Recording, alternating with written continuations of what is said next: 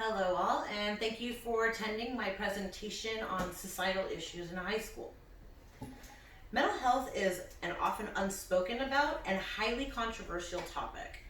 It has become a stigmatized subject, wrought with buzz terms and acronyms. When was the last time you heard one of your classmates or a sitcom character talk about OCD in a non-therapeutic environment? The American Psychological Association, or APA, defines mental health as a state of mind characterized by emotional well-being, good behavioral adjustment, relative freedom from anxiety and disabling symptoms, and a capacity to establish constructive relationships and cope with the ordinary demands and stresses of life. See also flourishing normality. This would indicate to me that this is a positive statement and that every single one of us has mental health. The difference is it negative or is it positive? In the United States, 13 to 20% of 3 to 17-year-olds experience a mental disorder in a given year. 58% experienced one significant childhood adversity, which is predictive factor in 28.2% of developing psychiatric disorders. Only 60% of U.S. schools offer any mental health awareness or prevention programs.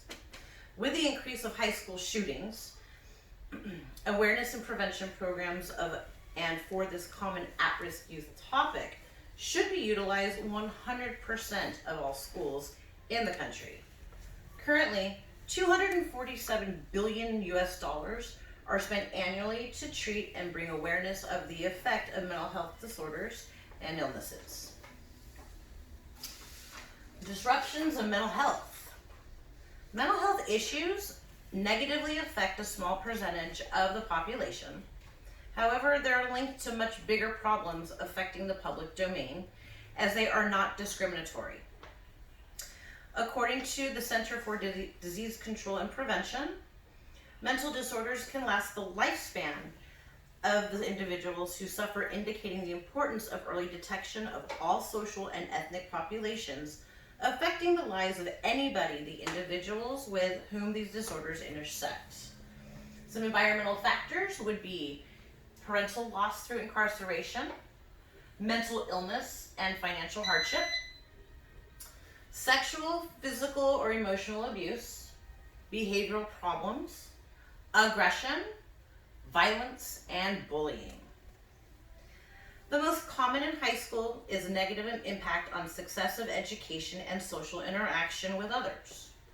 According to childmind.org, upwards of 77,000 children enrolled in special education, including those who have autism, anxiety, or other learning disabilities, are suspended or expelled for 10 days annually. Those that are suspended or expelled for more than 10 days, 5.7% have emotional disturbances, and 2.6% are labeled as having other health impairments, such as ADHD. One study finding 64% of special education students with emotional disturbances were either suspended or expelled. This report also states the high school dropout rate is 21.1% of special education students. 38.7% also have emotional disturbances, and 70.4% of those in the juvenile justice system have been diagnosed with a mental illness. The most common mental health problems are anxiety, depression, substance abuse, autism spectrum disorder, ADHD, and suicidality. Ideal candidates for a mental health screening are those with persistent behavioral problems, low academic functioning, and those who display high rates of psychosocial adversity. Some interventions and strategies. As a result of winning essays from an essay writing contest regarding possible ways to decrease violence, a new evidence-based universal plan was created. Group-oriented psychological education prevention, or GOPEP. The winners indicated 5 elements that the authors validated through content analysis, creating 4 programs that make up GOP-EP. Student created aggression and replacement education, students' optimistic attitudes and resiliency program, or SOAR, anxiety reduction training, or ART, building lives on companion knowledge skills, or blocks. These prevention programs, or different classroom structured methods to learn effective approaches to limit negative risk factors and teach positive protective behaviors using a group framework. Other proven strategies that can be integrated with the interventions are to increase awareness of the contributing factors of mental health. Assemblies can be organized and presented by the counseling department of any high school campus. Through student involvement, campus clubs and support groups can be organized and met weekly to promote mental wellness. In conclusion, mental health is a component to positive physical health, to which everyone is entitled. What makes a difference in the lives of all is the contribution put forth on the behalf of a fellow person. Although it cannot be known what is occurring in the daily lives of others, it is our responsibility to treat all with dignity, integrity, and respect. When that does not happen because of lack of education, it is the responsibility of those involved at the school and community levels to bring about awareness and promote change for the benefit of all. Although education is managed at the state and county levels of a community, mental health concerns have affected society on a national level. Including mental health awareness and education is a national concern and has the potential to raise the standard from 60% of U.S. schools to offer mental health awareness and prevention programs to 100% by including this important issue into core curriculums from the youngest of ages.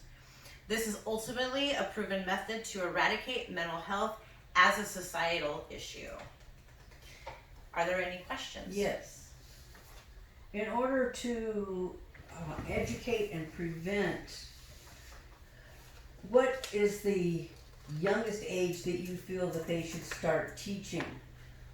Well, being that the studies will start at around 3 years old, it should be at an age-appropriate understanding age of around 3 years old, since you're testing that young. There are indicators that young. Okay, and then for the person who is really not knowledgeable of actions or being able to tell if a person's really having a mental issue, what would you recommend that the person look for? Well, being that we're kind of a society that is now against profiling, you got to be careful how you do it. So basically the biggest thing is pay attention, listen, have your ears on, have your eyes open. Notice if there's somebody who's kind of staying by themselves at long periods of time and doesn't really want to integrate socially with the rest of the student body. People who might pop off with negative things. A lot of time it's for attention, so it's hard to tell who. But there's nothing wrong with going up to somebody and saying, hey, how's your day today? How are you feeling? That's the kindest thing that you can do. If they come back to, oh, I'm okay, then you know that they're okay. But it's definitely one that you should keep an eye and ears open for. What can be some of like the physical or emotional warning signs of a mental health issue? Yeah, okay, again, somebody's more withdrawn and they normally are not. Because adolescence is a stage, definitely, where all of a sudden things that are indicating a mental health issue are definitely going to pop up. Things that kids kind of find, they take it for granted that, and they kind of make fun of, but not seriously coming up with, I have bipolar disorder, or stop acting bipolar, or oh my goodness, I have OCD. Things like that minimize the importance of it, and you're not taking it seriously, and it adds to the stigmatization of mental health. It's not a joke. And self-diagnosis at all times is wrong, and it does not help. So what should we do if we notice somebody that we feel is out of character, and who should we go to? What should we do? With everything, go to your campus administration. If you know who their counselor is, you can stop by their office and say, I noticed John today and he just didn't seem right. Or I overheard him saying something that's unsettling to me. It's the best way, and keeps, again, with the notation of dignity, integrity, and respect. Because this young man or lady, either one, could really be a threat to themselves and other people. You always want to keep that at the forefront of your mind. You don't want to make it a laughing matter among your friends. Are they going to report it that I was the one who reported it? Absolutely not. That's covered under anonymity. Again, the integrity will be protected of who came and spoke up, because it's that important. You can always be anonymous. All right, well, thank you so much. If you have any questions and where I got my research information, here is a list of references. And anybody who has an email address, I definitely can send you my presentation, and that way you have a copy of it. Thank you so much, and everybody have a really nice evening. Yay!